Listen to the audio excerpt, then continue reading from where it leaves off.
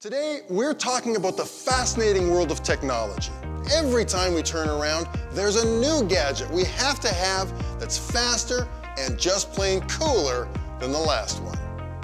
So what happens to our tech when we're not using it anymore? Throwing tech away just doesn't seem right. And as we're thinking about climate change and the world we want to live in, we're starting to talk about zero waste as part of our future.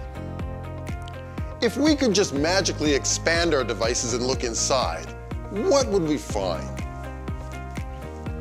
Even though there's stuff like mercury, lead, and other toxins, it's mostly reusable stuff like plastic, steel, aluminum, and glass.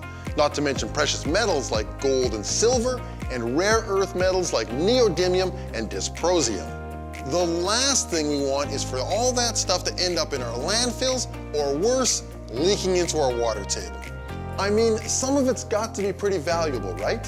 When you look at just the precious metals like gold and silver, you've got to wonder what goes into getting them out of the ground. And some of this other stuff is even more rare than that. In fact, they're called rare earth metals. And the places where they come from are some of the most ecologically sensitive places on Earth. In Canada, there's an incredible system of recycling that reclaims the resources inside. Once the materials are collected, they're harvested just like any other crop. Precious metals are salvaged, rare earth metals are preserved, plastic and glass are collected and repurposed.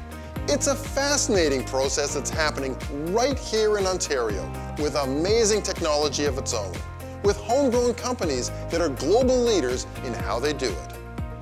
At the end of the process, we have the materials we need to build the next great technology, whatever that might be. Let's answer the call to preserve the natural world around us. The future is in our hands. Don't let it go to waste.